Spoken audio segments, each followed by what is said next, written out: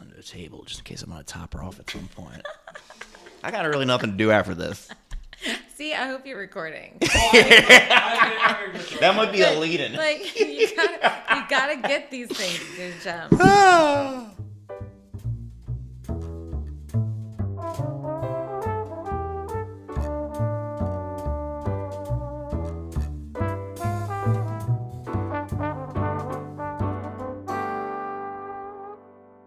And welcome to another episode of Schiffbauer Over Rocks. Today I have business beauty badass Casey Grimm of Rise Beauty Company. That's me. I was going to say, I know you're cracking open the bubbly, but it's not what people think if you're listening out there.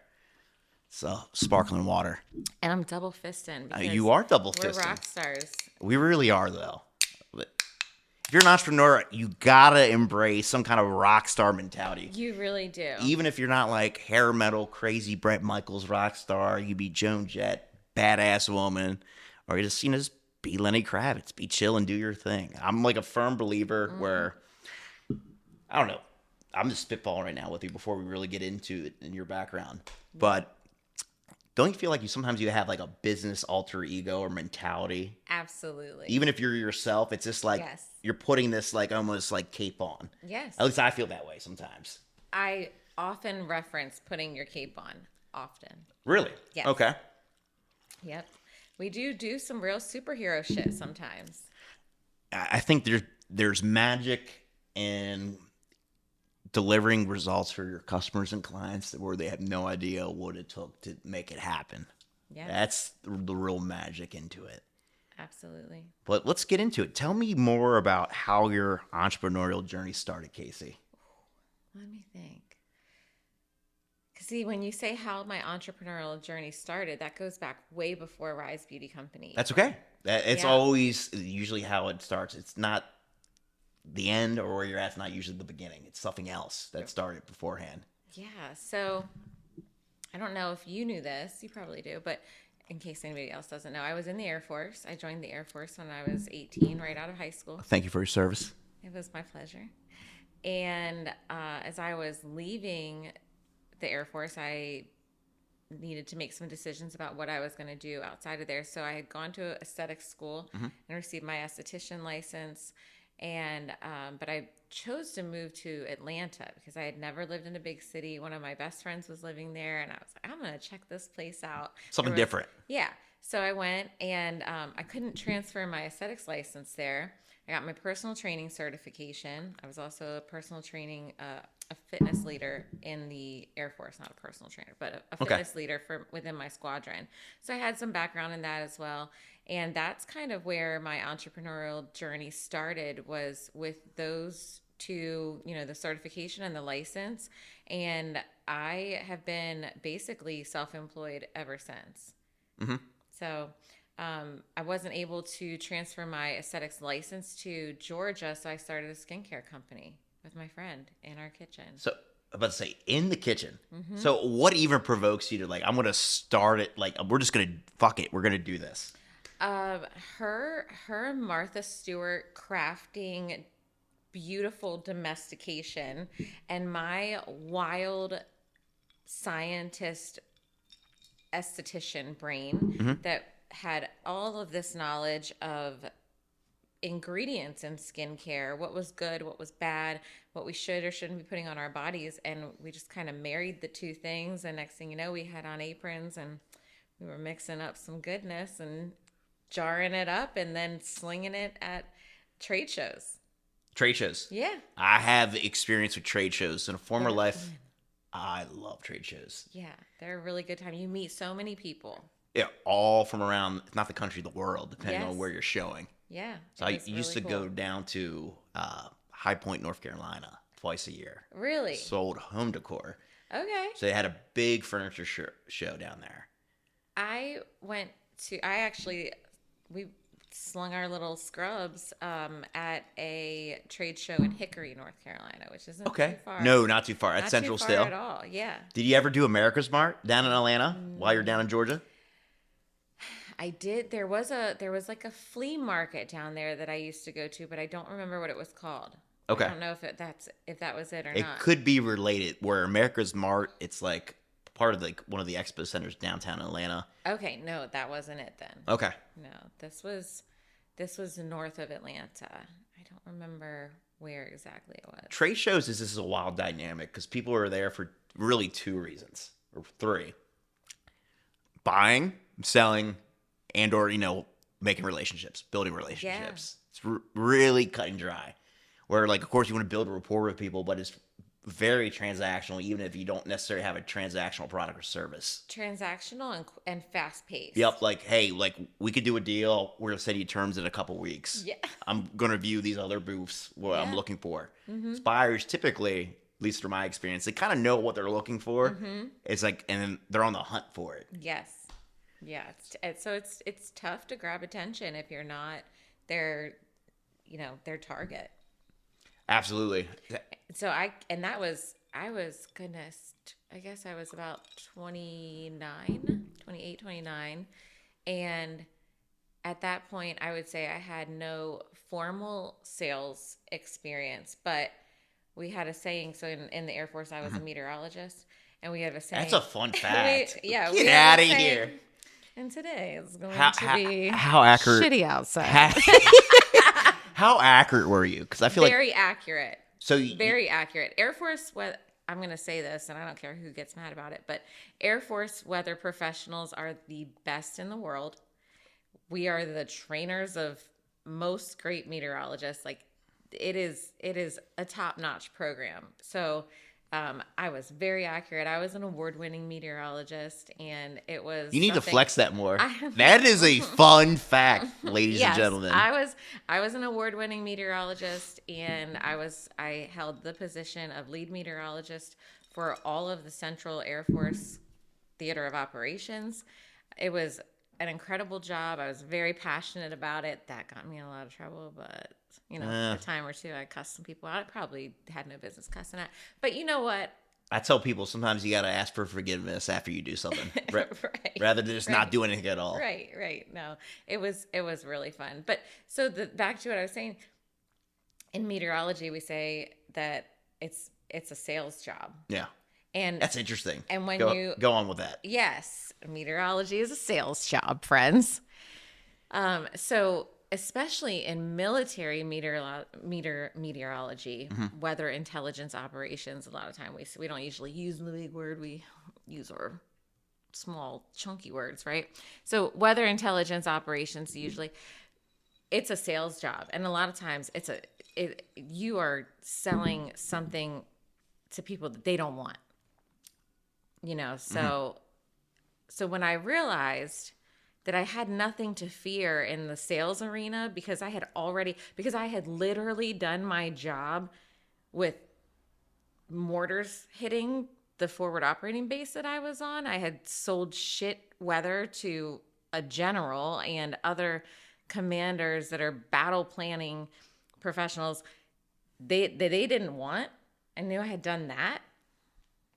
Nothing scary after that. That is crazy to think and totally right. Apples and oranges, whoever's experience might be out there, but like leveraging your past experience where super high risk compared to what you might be doing now or completely different.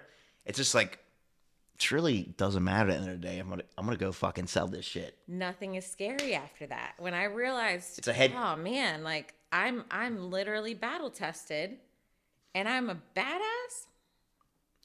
I don't know about you, but I think half of entrepreneurship is really a head game with yourself. Yes. If not all of it. Oh, I can't wait until we get into the head game of life in general, but especially in entrepreneurship, because as I said, I'm a neuro nerd. Now I'm, back in 2020, I went back to college. I'm a psych and biological sciences major. I'm a neuro nerd. Your mind can be a prison or a palace. You choose. Mine, it's pretty in there. It's a great place to be. It wasn't always. Yeah. And that's a testament to your growth. Yeah. Regardless of going into what the ugliness was, it's the fact that it wasn't pretty at one point. Oh, no. You can openly say that. That's growth in itself. Yep, but your mind is wired to be a misery maker. It's meant to focus on the negative, avoid threat. So, and being an entrepreneur is all threat. The opposite. It's all threat. And it's you all read my risk. mind where it's just like, I don't fault people at times where like when they don't want to make that They push step. you back. You ask them, come here, do this thing. It'll be good for you. And they're like, no. No. I'm not going to jump the ship. No. Like I want to do it, but like I can't do it. It's nature at that point. It is. Where you can't fault really somebody for it, but it's like, how do you fight through it if you really want something better for yourself? Yes. And that makes your job so, I mean, you're a coach. You are, but you're like a on the field coach. You know what I mean? Like special teams. You are the guy coming in going like, this is the moment. This is where it matters. Put it on the field. And they're like scared. Well, thank you for teeing that up. That was actually You're a welcome. great analogy. Anytime. I'm going to give you some residuals on our future Okay. contracts. I like to tell folks, Casey, though, it's the fact that a lot of the time, for those listening to the audio, she just double fisted some sparkling water. It was funny. It was a great bit. But with what we do at Schiffbauer Consulting Group, what I do, it's a lot of time you're essentially designing a new way of thinking for a business, where even if they have spent money in digital marketing in the past, or they've done stuff that works, or they're a 40-year-old company where like we built up to this point, let's get rid of. Have to be the hardest ones. Oh, it is, because they have all this trust, consideration, experience, and it's like they got to let go of the steering wheel. Yes. It's just like it's hard. That's hard for anybody. And I get it. Even if I'm not in their shoes, I get it. Me pitching them. Yeah, I have a fantastic mentor. We call each other success partners, and that's a lot of what we end up doing when we come together is like bridging that gap. I'm coming to him with new idea, and he's coming to me with stability, consistency, stability. What's the word? Like predictability. Yeah. And I'm like, but you can't get something different that you've not had if you don't try things you've never done. It's like, but I know what works. And I'm like, okay. So it's really cool though. We call each other success partners, but truly he's a mentor and I am the mentee. I am the one that is really getting the most benefit out of this opportunity to learn.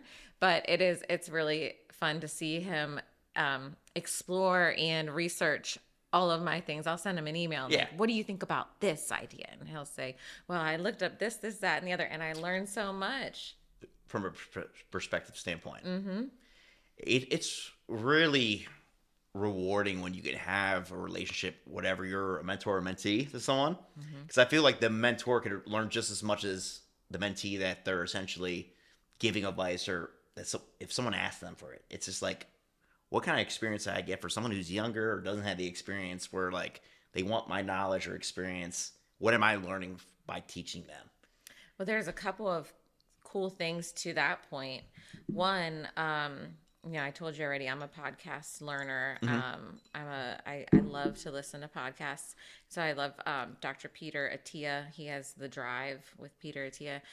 He's a longevity focused doctor, and he did a whole thing about, and he went into detail about what your brain is really made to do at different points in your life. And as we get older, that is what our brain is then kind of wired to do, is to teach. We can still learn new things, obviously. It's a muscle, but we do become excellent teachers as we get older.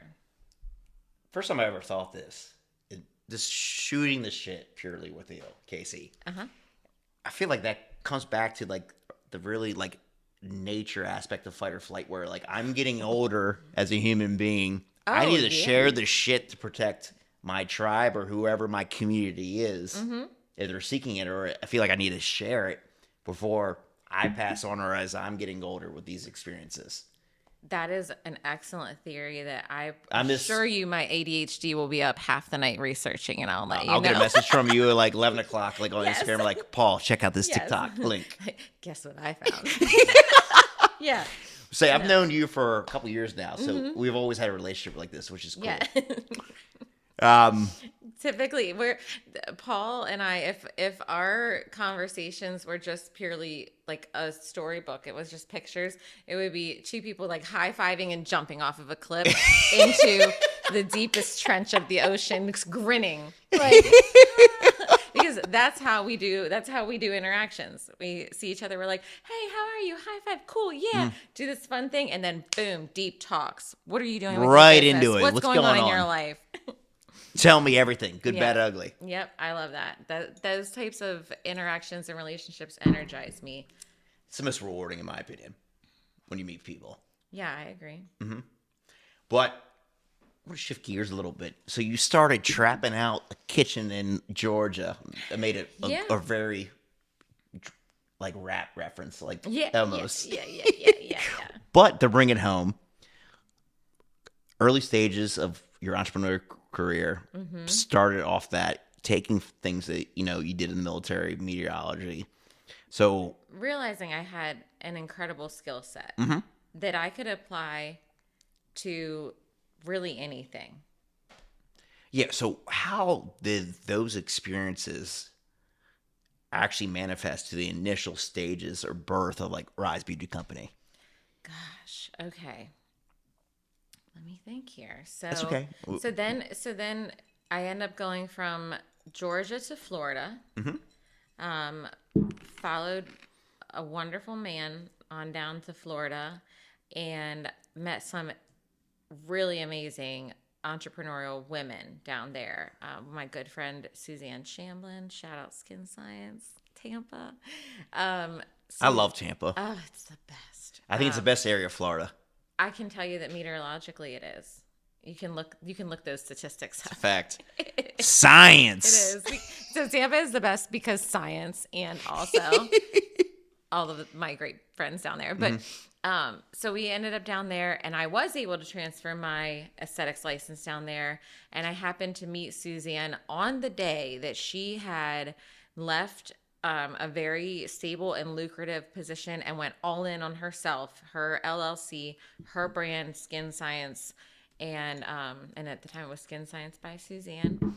And she is just this incredibly generous person and taught me everything that she knew. And along with her good friend Ambria. So the three of us would have our little mastermind lunches, and these two taught me how to take my beauty skills and create a good solid income in the beauty practice. Things went awry with the wonderful gentleman, and I decided on a just like snap decision, knee jerk, run home. And which is funny to even say home because Pennsylvania was the furthest thing from home to me at that point in my life. But in hindsight. Yeah, but it is where I grew up. Excuse me. 2 sparkling waters for those of you who are not watching will definitely make you a little bubbly burpy. Do not double fist sparkling Can I waters, burp ladies and into the gentlemen. microphone? We won't cut that out. So I ran home and I went back to cosmetology school. I attempted it once in 2004 or 5 and got deployed to Iraq in the middle of cosmetology That's crazy. school. So that's a fun That story. is we could dive deeper into that in a little bit. Yeah. That's just I actually didn't know you actively served. I knew you were in the military. Yeah.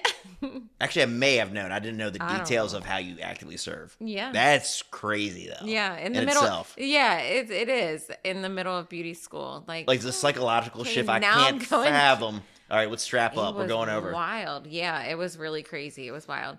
But so anyway, now we're in 2013 and I've moved back home and I start cosmetology school again, but I'm holding an aesthetics license. And so for the audience that might not know, I mean, I was about to say, you've got cosmetology. Which I was is literally the- about to tell folks, the like massive, maybe yeah. this like reel it in a little bit. What is like Yeah. So aesthetics? cosmetology is the massive umbrella that is all things in the scope of beauty with a licensed professional. They are badasses. They can do anything. They're not massage therapists, but they can, I mean, hair, skin, nails, they're amazing. But like I said, I had gone to cosmetology school once, got sent to Iraq. When I was later in my service, my military career, I got an opportunity to go to an aesthetics program at a community college, and I was able to do a 600-hour program to get my aesthetics license. Okay. Aesthetics focuses just on the health and beautification of the skin and hair removal. And that's primarily by waxing. I wax a lot of butt cheeks, guys. Wax on, wax off. Mr. Miyagi. So yeah, that's if you Google my business company, you'll see a whole lot about how great Casey is at the Brazilian wax. I am self-proclaimed Brazilian boss in York, PA. I have heard that outside just like knowing you, to be honest with you. So yeah, kudos to your branding. I'm really good at it. Like, okay. Who Casey knew? can create That Brazilian wax. I am really good at it. I'm grateful. I'm glad that I have that talent, because I have been able to do a lot with it. But probably benefited a lot of like women's health and like their relationships as a byproduct of your work. Absolutely. That is crazy to think about. We don't have to go into it, but that is literally the value. We of might need like a part 2, part 3. I'm already down for it because this has been fun already. Yes, we're gonna need a follow up after we watch this one. Casey's gonna be a reoccurring guest here. Some notes. Yeah. I want to interview you on your own podcast. Can we do that? Oh, you can do that. Can we have a Casey takeover day? That would you be could. So fun. I had only one guest ever ask me like a really profound question. Ooh. And I'm down for it. Yeah. It's Daryl Staley. You're familiar with him or know of him? Daryl Staley. Is he an accountant? He's an accountant. Okay, yes. Works for I know SEK. him well. Yeah. Really great guy. Yes. He did accounting work for the business I got bought out of. He asked me a question at the end of it because when you talk to him, like he's very sociable, but he's still an accountant. Like he wouldn't say this. He's like, we're like low key, like these kind of guys. Mm-hmm. Like he's not going to oversell himself. Yeah. But like he can talk to anyone. Mm-hmm. So he asked me this like about a really great question about entrepreneurship on an episode we did a couple years back. Wow. And I'm just like, that came out of nowhere. I'm like, I want to ask you a question. He came up. I'm like, yeah, by all means, let's do it. That's awesome. I love that. I might have to have Daryl on for a follow-up. He's great. You should. He is great. Yeah, he's a really solid dude. Yeah, That's awesome. Okay, where were we? Because I got all right. lost. So no, that's the point of this show in a way, where it's like you're meeting business owners and entrepreneurs like yourself, Casey, on a more intimate level. Where I hate the cue card shit, like with shows and podcasts. Like we had like a couple pregame points we want to hit and like how to go, but it's like, tell us about you and let's actually talk about it. I don't want to like rush to certain points. Where we were. We were just talking about cosmetologist, esthetician, the journey to essentially Rise Beauty Company. How did it start? Wax and vaginas. Yes, all right. Well, that's how Rise Beauty Company really got started, because I came back. So I ran home here to PA, and I am really good at someone teaches me something, it works. Duplicate it. I'm so coachable. I'm a good little soldier, except when I have back talk problems occasionally. But that's an entrepreneur, you. I can't. Yeah, I'm like, fuck off. So I came back here and I took what Suzanne and Ambria had taught me, and I did it. And this says so much to who they are, first of all, because the fact that what worked in Tampa worked in York, PA is bananas. And that, I think, has given me a really good edge. That gave me a huge edge. Crazy to hear as a marketer. Right. Because you said it out loud. That doesn't make any sense. It doesn't make sense. Because it's different markets. So different. I love to tell folks, in which we do for our clients, it's like you take strategies from other outside markets and then, all right, let's put them into like the smaller market. And let's see. And if it fails, cool. But when you're talking else. Like esthetician work and beauty, Tampa and York, Pennsylvania, it's like 20 years behind. Yes. The two. Yes. If you really think about it like that. We're starting to shorten it. We love York, by the way, here, but still. But it's crazy. Like another great example, and I'm jumping timelines here, but that's okay because that's what we do. I'm a time traveler. You know, too. So anyway. So jump in timelines here, and we'll go back to 2013, 2014, but in 2021, I believe, I was just really kind of disenchanted. I knew I was either burnt out and or just over it, not challenged, not passionate anymore, and needed to figure it out. And I went down to Florida to take a few days to just kind of clear my head. Had dinner with Suzanne as usual. Her brain and my brain are like, look at this cool idea. And so we came up with, I would come down there every other week. So every other week I was in Florida. I think that's the one I first got connected with you. This like between friends, you're like, oh yeah, you're just traveling Tampa like every other week. I'm like, that's kind of crazy. Yeah. Yep. Who's this woman doing all these things? It was awesome. I'm still so grateful for that opportunity. But just to bring it back to like the timeline, you know, what's happening in York versus what's happening in Tampa. The things I was doing in Tampa, you know, almost 3 years ago, York is just now starting to do.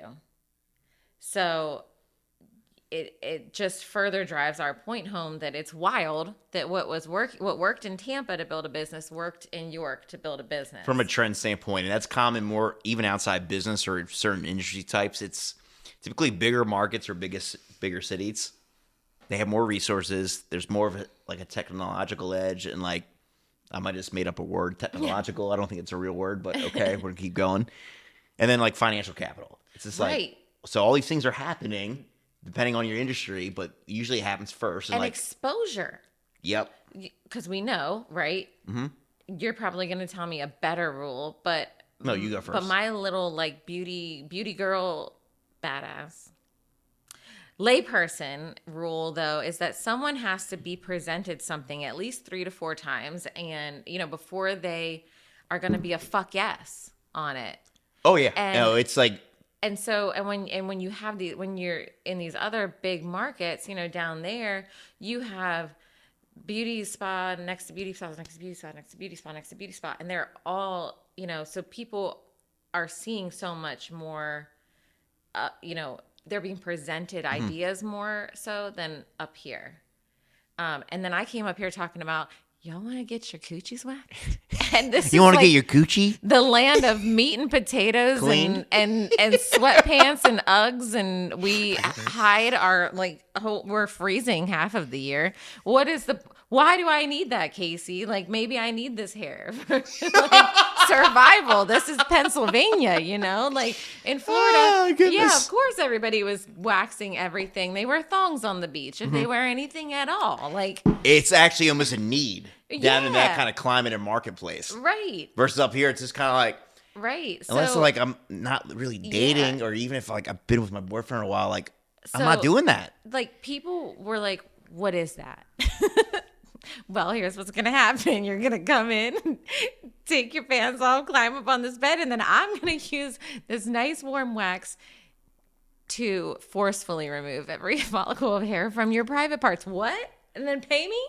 It just was like, it was not a thing in 2014. It wasn't that big of a thing. Well, People were driving to Maryland. Super foreign back then. Another perfect example. We just, in 2023, got European Wax Center in York, PA. 2023, it's been almost 10 years since I started doing Brazilians up here. When I started, I knew of 2 women who were doing them. That's it. I don't know their names. I just know that there was 2 people that were doing them. Actually, that's a lie. I know one of their names. One of them is my girlfriend, Priscilla. Yeah. Priscilla Fleet. She was doing Brazilians. And then there was one other lady that people... But it was foreign. You know, it's more of a bigger market thing. Go down to Maryland, Baltimore, D.C. People were driving to Maryland to get waxed. Which is kind of crazy to think. Yeah. Now I have people that drive from Maryland up here to see me and get waxed, which is great. It's cool, you know. Testament to your work. I love me some Baltimore transplants and all their girlfriends that come up from Baltimore and come see me and get waxed. And you know what I realized, Casey, with the beauty industry? This is going back like 10 years. Mm-hmm. My former girlfriend, God bless her soul, great in her own right. Brave girl. One of our first serious girlfriend kind of thing. Aw. But I remember to this day, you bringing up the conversation. She lived in Carlisle, Pennsylvania. So that's like an hour from here. Mm-hmm. She's like, I have to get my hair done here. You know where she went? Outside DC. Wow. Of course, every couple months, but she's like, Yep. with the beauty industry, like, I trust them. Yep. It's what I exactly want. Yep. And I want to pay the price for it. Yeah. When it comes to like your beauty and wellness. Yeah, and we're definitely, I mean, we have a lot of phenomenal salon owners in York, salon and med spas now in York, PA, that have really elevated the trade here. And we've got some, not just these incredible salon owners and med spa owners, but we've also got so many badass independent solopreneurs who, you know, they are a single operator in a suite or renting a space, and they're just killing it. And so like it's changed so much since 2014, but man, back then to tell people that what I did for a living was wax vaginas, they were like, huh? Easy. It had to be foreign back then. Yeah, and it's not like, you know, you're in the supermarket and somebody's like, wow, nice Brazilian you got there. Where'd you get that? You know, where like somebody will come up and say, like, love your haircut. Who's your barber? You know, it was not like that. Who's trimming your bushes? Rise Beauty Company. Yeah. So I did what Marty Suzanne. signaling. Do we want to go longer than 40 minutes? Oh, yeah, I'm fine. If you're cool. okay. No, we're Are just you getting okay? to it. Yeah, I'm okay. All right. I don't want So- to wrap this up if you don't. No, I'm good. I'm great. Oh, no, Let's we're go. vibing. Let's keep going. Okay, let's go. We're going to go a little longer than 40, Marty. So, I mean, I'm sure you'll edit a lot of things out. Maybe you won't. We normally do one take. This might be a That's one-take awesome. podcast. I love it. Well, so I repeated the things that I had been taught, and it worked. And my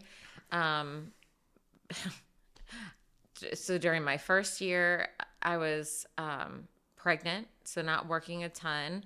And then I can only fathom that. Like, I'll never be a woman. I'll never experience that. But having a child as an entrepreneur when you're trying to get things off the ground, I can't fathom the emotions and frustration and ups and downs. During the time that I was pregnant, I wouldn't say I was really like trying to get things off the ground, but then I had some pretty major, life changes, and realized, okay, I'm gonna be co-parenting. Mm-hmm. I was trying to figure out how to word that. Before co-parenting was a thing. I try to avoid the word single parenting because my daughter's dad is great. Mm-hmm. He's, you know, so we co-parent, but that still looks a lot different than two parents in the home and sharing finances. So yeah. I am a single income home, Yeah. you know, so I had to figure it out, and I decided to repeat what I had been taught. And within 6 months, I needed to hire someone and get an additional space. And I ended up going down the street to get a pedicure from a good friend of mine. And the owner of the salon she was working in said, "Oh, we should be partners." And I was like, ha ha ha, no, this is crazy. This is huge and beautiful. And oh my gosh, like maybe in 10 years, I would want something like this. And I think it was 3 months later that I bought that salon. That's crazy in and hindsight. then staffed it and took it from How one-star business how things on can, like, Google accelerate. to 4.9 or something. Well, 4.9 is better than And- 5 because it's legitimate reviews at that point.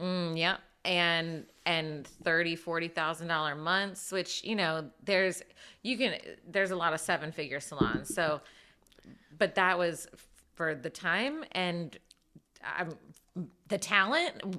When I'm talking about me, like that was impressive because I didn't know what the hell I was doing. You're figuring I had never been an employer.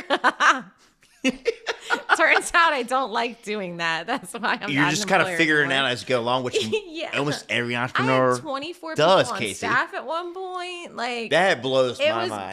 bananas. But the best time, forever grateful to those girls for the trust and the compassion and grace and love, even when they hated my guts. Like all the times that I was a complete fuck up, you know, I didn't know what I didn't know, but it was a lot of fun. And so that salon was Avanti.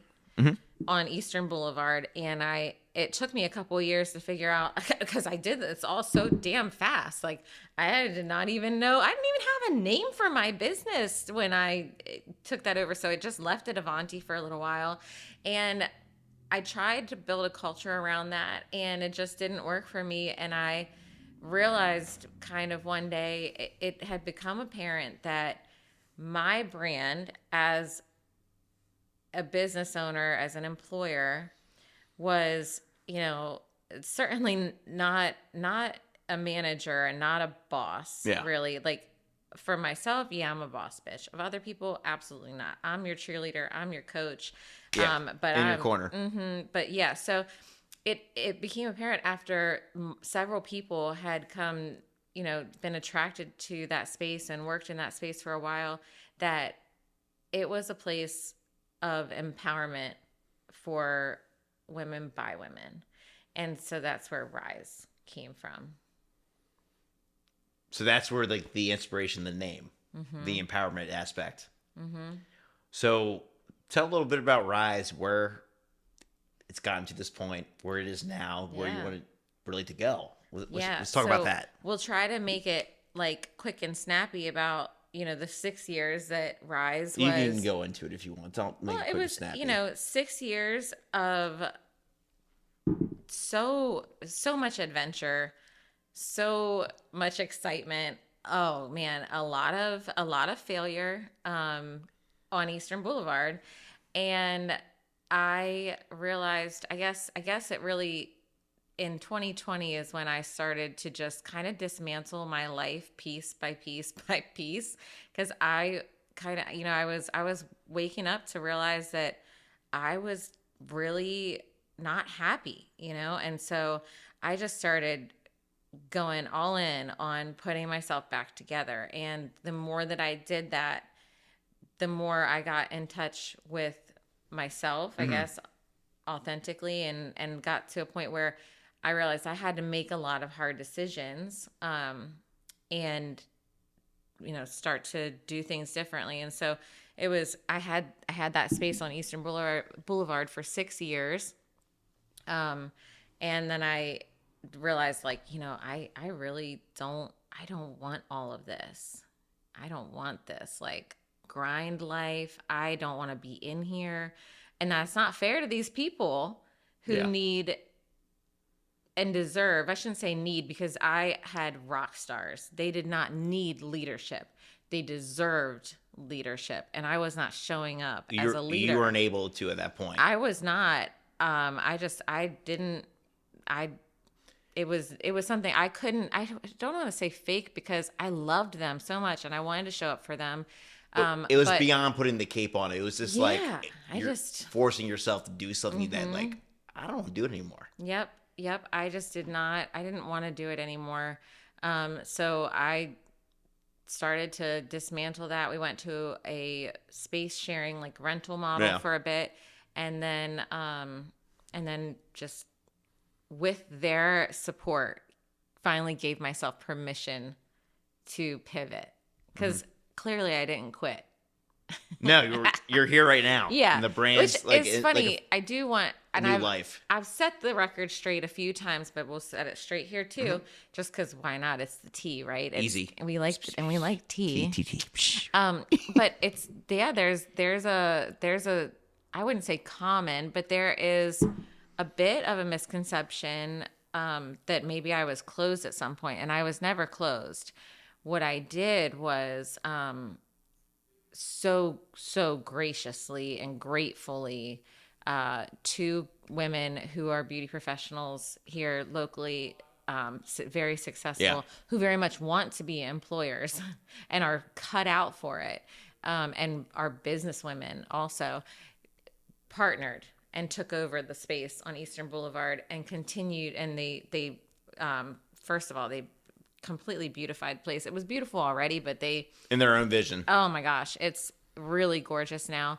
And then they kept some of the girls that had been on my team stayed there, and others have gone out and done their own thing with their own brands. So that's been really cool and exciting, and they inspire me so much. But I decided to just really prioritize unburdening myself.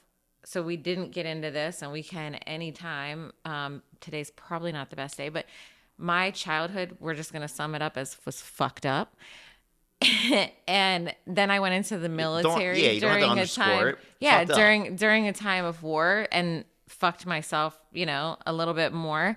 And so I had a lot of unfucking to do for myself, and to do that, I needed to simplify as much as possible. So I simplified my business, hung on to it, continued to take care of my clients, closed my books as far as I did no marketing. That phase of the business where like you close it initially. I didn't close it. No, I never closed it. Okay.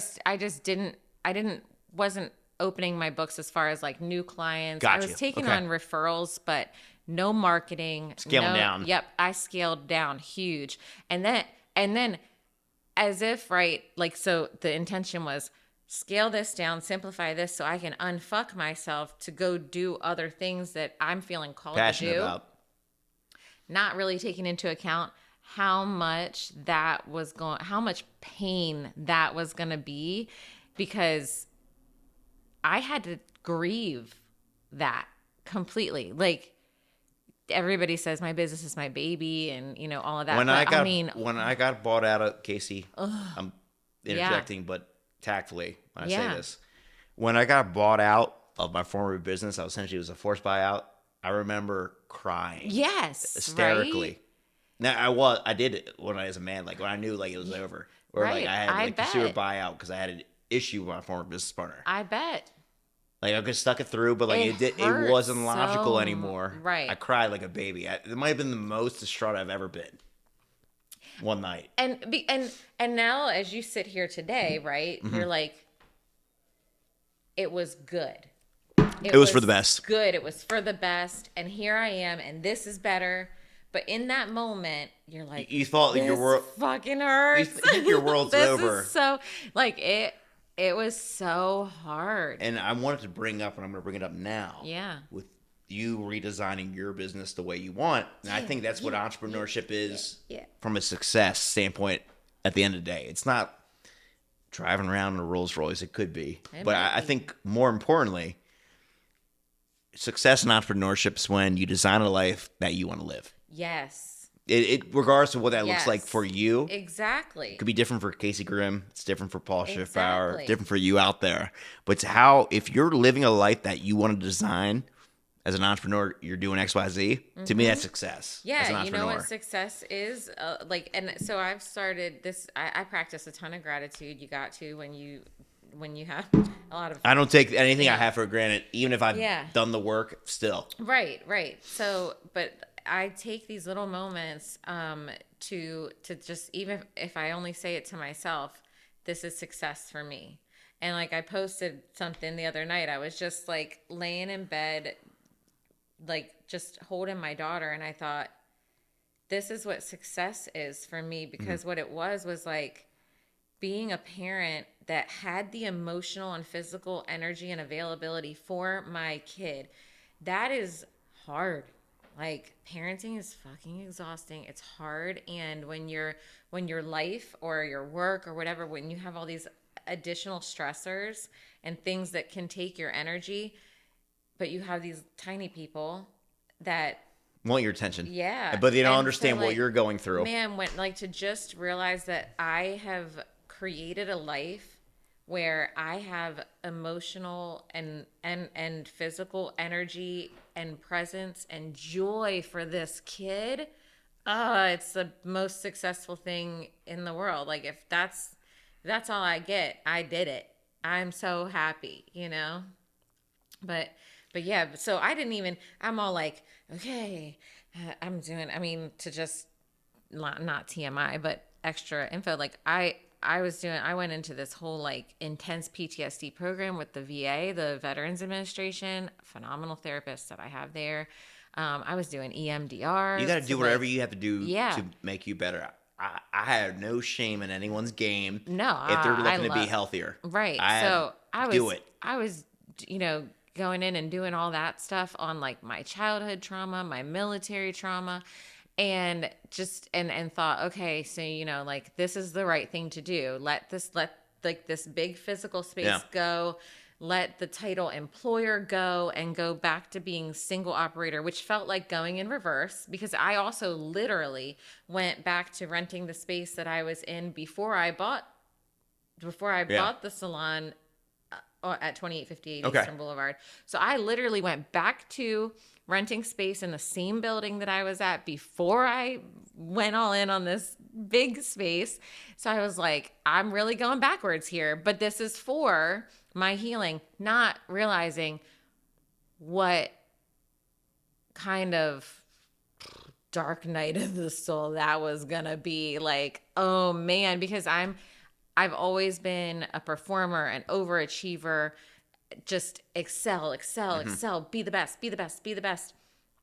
So to step down from that and let go of that bigness and go literally and physically, mentally, emotionally, all the things back. Oh man, it was rough.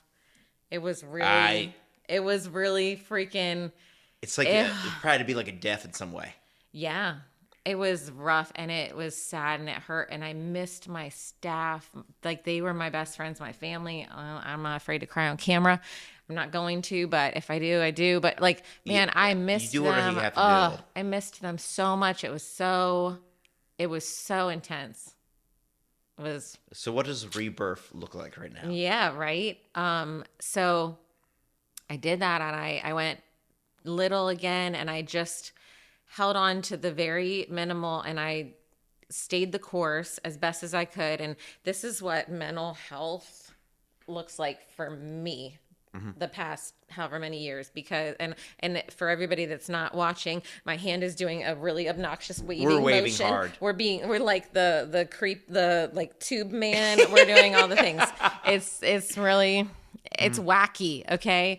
It's relatable though, Casey. Because I don't like to be vulnerable. No one does. Thank you for being vulnerable today. Yes.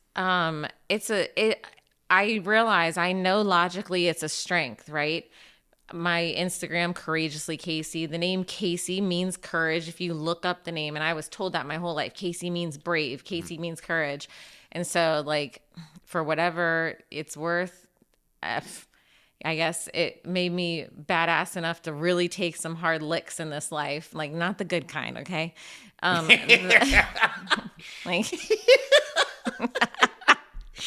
Oh, you're fucking incredible. I know it. I know you actually know it, that I'm incredible.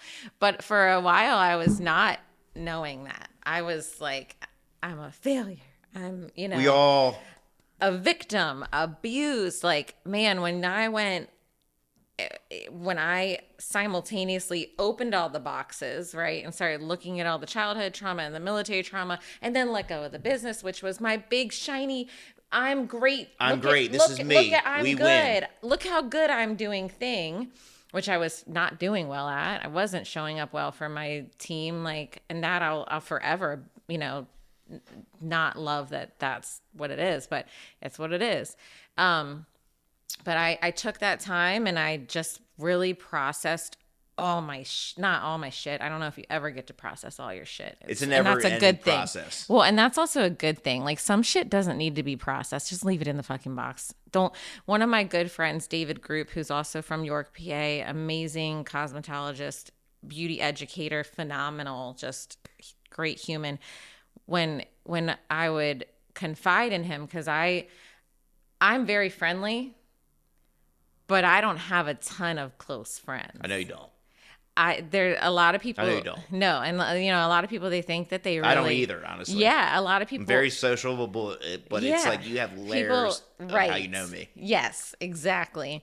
But David is a really good friend of mine, and when I would confide in him, I remember one time when I was like really struggling. I mean, I'm telling you, like suicidal ideation, struggling to get out of bed, not feeding myself. There's like, I can show you, I've put on like 10 pounds in the last like year or so, but because when I was processing my shit, really, really going through it, there was times where it was just like, I struggled to even eat, you know?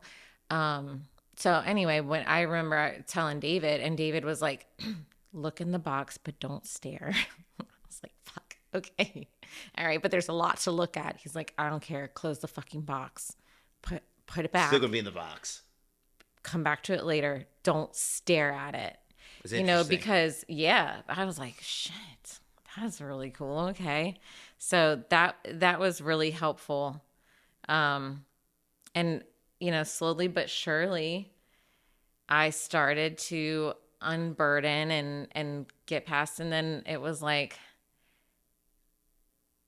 I started feeling called to bigger things. And all of a sudden it was like, okay, so I have this background in personal training. I have this current ground in psychology and biological sciences, and I'm a beauty professional. Rise Beauty Company is, you know, it's elevate your beauty from within.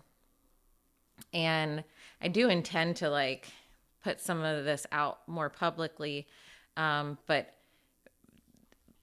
we talk about, you know, I gave the brand a glow up, but I gave it that glow up to match what was happening for me personally, which was like going from like the pit to starting to shine again and feel great and have energy, you know, that was good. Expand those feelings with people. So I was like, okay, it's time. You know, there's a lot of people out there. For a while I was telling myself, well, you can't coach because you aren't credentialed. And then I was like, fuck that. There's a lot of people with credentials and no proof. My lead advertiser is an English major from LSU. Right. He fucking runs circles around people who work on Madison Avenue. Right, exactly. Because that's a soundbite. Unrelated to this podcast, but yeah. I was like, what? I am, like I said about Marty's burn book. Marty's burn book? Yeah, we talk about Marty's big Mean Girl fan. Marty's gonna make a burn book with all these entrepreneurs' dirty secrets. Casey Grimm. Burn that bitch. Waxing. But it's frivolous. The best is Marty trying not to audibly laugh right now. Well, I know Marty's having a good time where he can't contain it. He's only having a handful of times here.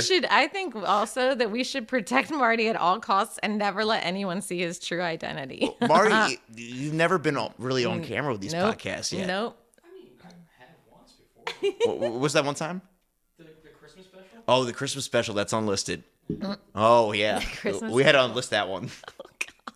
It was just a bunch of friends, Casey. It was It's outside so the norm. good. It was really fucking That's funny. So great. I bet it was. Oh my gosh, but what the heck were we saying? I want to get back to you. Yeah, like, because you're sharing some really great stuff for folks. So then and yourself out there. Right. So then it like kind of came to me, Rise, beauty, wellness, lifestyle. Mm-hmm.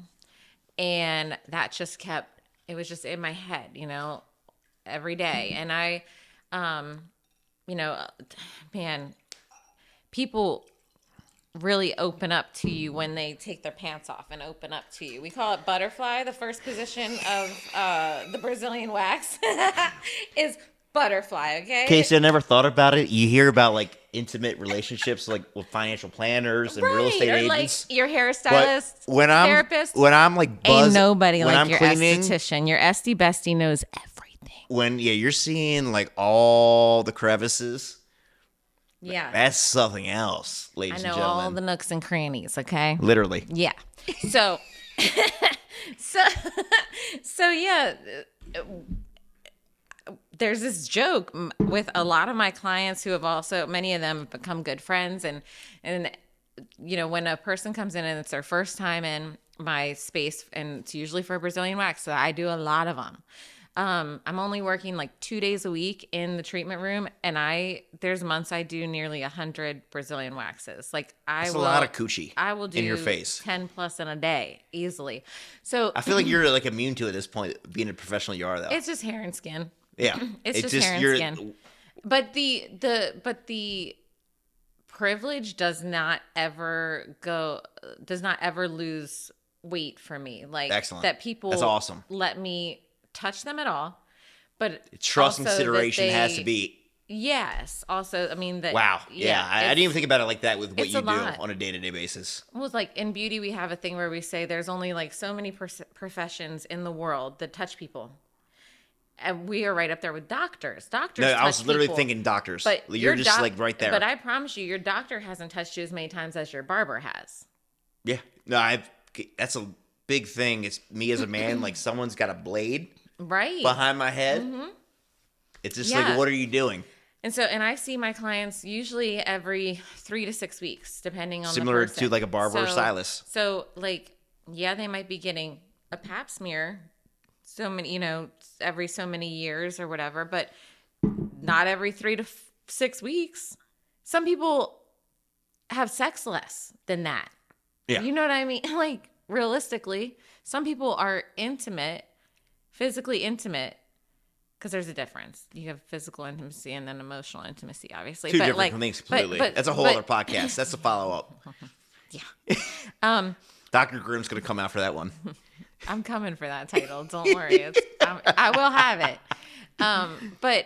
But yeah, there's a lot of people that are not physically intimate as often as they are getting a Brazilian wax or a facial. Oh, I believe it. This is with women I know of. That position never is not apparent to me. Like, I always feel grateful for that. But yeah, no, people come in first treatment and it's like, have you ever had a Brazilian? Nope, this is my first one. Okay, so here's what we're going to do. As long as you're comfortable, you're going to need to remove your pants. You're going to need to remove everything from the waist down, and you're going to lay up on this bed. Head goes on the pillow, feet this end, because people are like, I mean, they'll be on there like, or like sitting on the edge of the bed. And I'm like, you're going to have to lay down. Can't wax you like that. But, so I tell them that. And then I'll, when I say, I'll step out, you go ahead and get comfortable and I'll be right in. Knock, knock. Hey, it's me.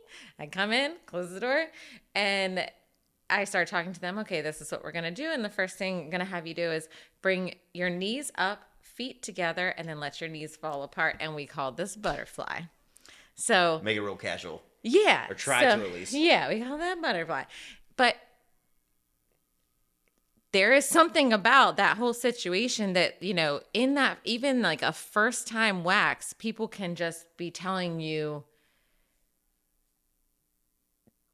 deep things about their lives. I've gotten it just from a marketing consulting standpoint, Casey. Where you're hearing things like somewhat related to business. Well, marketing is so scary. And then it unfolds where you learn more about their personal lives over time, which is great that you trust me, but it's like to what degree are you're sharing?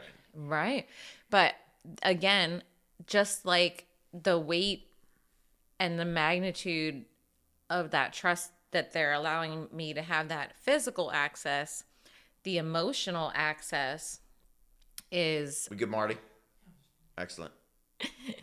Marty's writing this down. Emotional access, butterfly. You're going to send a text later. I'm kidding. Put Marty on blast. So the emotional access is huge to me too. And, as I'm going through all of my stuff and I'm unburdening and I'm starting to kind of come back to life. And I made the reference, you probably saw it on my social media about, because I'm a mom, the Trolls movie, poor Branch, he was all colorless because he went through something terrible and then he got his color back. And I was like, I'm getting my color back, and people make the reference about moms, flamingos lose their pink and then they get their pink back. And so it just all started kind of coming together with this Rise Beauty Wellness Lifestyle thing. And I was like, I'm going to do a personal growth program. And the Rise Elevation Experience was born. How is Rise, we'll wrap it up a couple minutes, but how is Rise essentially what's moving forward? Yeah. Share a little bit about that and what you're most excited about with that.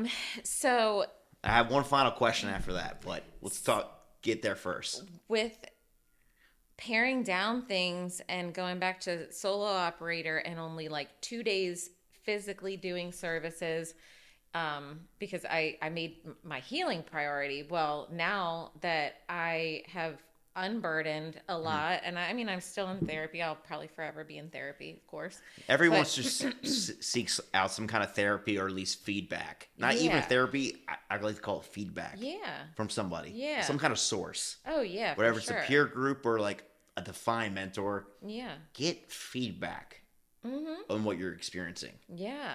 Oh, that's a good perspective. It doesn't have to be like, oh, I have to see a therapist. No, you should want to see a therapist. Yeah. Or you want to seek out some kind of perspective, whatever be a peer group or otherwise. It doesn't have to be clinical necessarily. For sure, because your lens can get real, your lens can get cloudy and it can get too zoomed in, and it can just be helpful to have other people's perspectives and experiences. But anyway, in scaling things down, now I'm starting to scale things Well, back up and in different ways. the way you want to design it at this point. Yep. So I am professionally coaching other business owners. I have a couple of girls in Florida. Of course, they're in Florida, the best place in the world. It's just fun too if you want to say like, standing let's up- meet in person or do a conference. Oh, I'm going absolutely it going gives down a there. good excuse to go down there. I'm absolutely going down there for some grand opening festivities. And so I've officially onboarded some business coaching clients. It's been really fun because as a business coach, I have all the failures, of course. I have all the wins, but my special edge is the female perspective of having to unfuck myself to be the entrepreneur that my business needs and deserves. And that's, so I'm bringing a lot to the table as far as coaching. Like, I'm not just giving somebody, okay, this is what you're going to do business wise. I am truly coaching them to design their life so that that they can sustain the success they want in the business and address fears. Cause when you're Fear's the number you can one be- dream killer. And as much as you're afraid to fail, a lot of people are afraid to succeed. What does that look and feel like? Because I'm going to have to be seen then, and whatnot. So It sounds so corny. I think about ramifications if I post this or do this. right. What are the consequences of me doing something positive and proactive for the people I serve and provide value to? Well, where's potentially some fallback? Well, Not even intended fallback, but like how people might perceive something a certain way and then get all pissy. right. Where it But becomes a negative in some retrospect. yes, it can, Normally I'd it say, fuck that. it can be but viewed as a still. negative, right? 100%. Or what about this? Yes, and I actually I'm actually to the point that I'm like, I want to eliminate options. Oh, I'm in the process of doing that. I With want folks. to eliminate, yeah. Tactfully. I want to eliminate options because I can only be great if I'm feeling great and aligned and, energized. There's only so many people you can serve. So you know what? There's actually, you're saying, what's the cost of showing up authentically? What might I lose or turn off or turn away? I want to turn that all away. For me, the cost of not showing up authentically is the life suck of doing shit I don't want to do with people maybe I don't want to do it with. Mm-hmm. So I'm to the point now where I'm like, I'm doing whatever the fuck I want, and if you don't like it, look away. That's how I feel about that. Okay.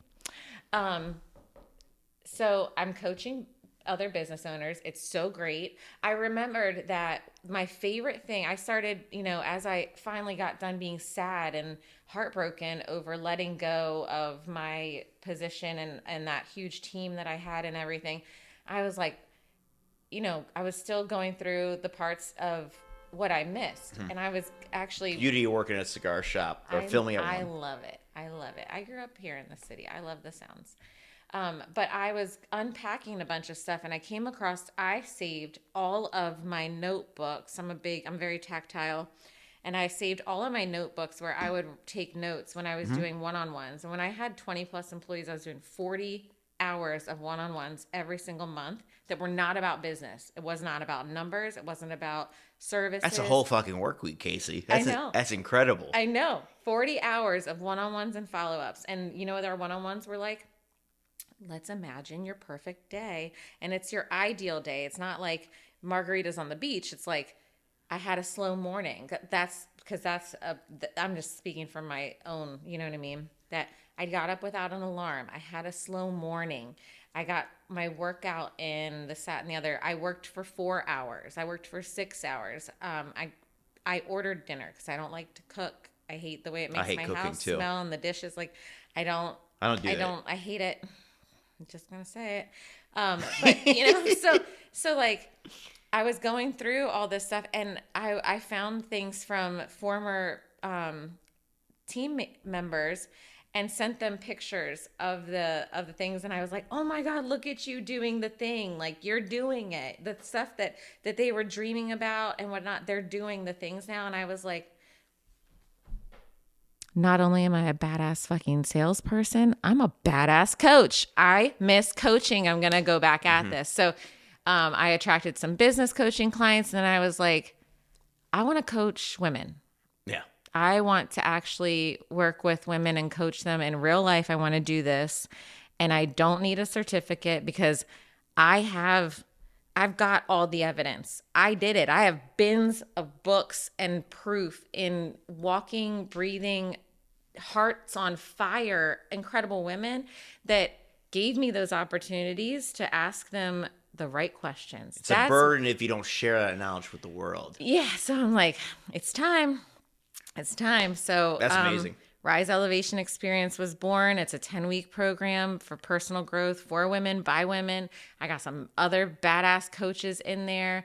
I was going to charge money for it, and I decided, nope, it's going to be free because it's going to give me so much that I don't need to charge money for this. You right now. Yeah, I need to just do this because I need this outside your core business. Yes, yep. And so it's going really well. There's 45 women in there so far. That's incredible. We're 2 weeks in. I know. That's incredible. Right? I was like, what? And there's women I don't know.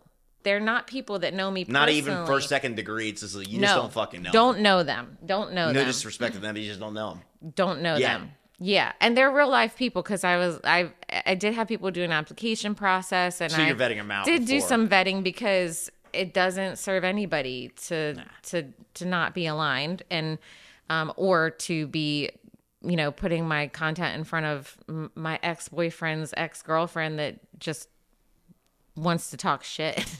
Rise up. So like, I know they're all real people because that's a thing.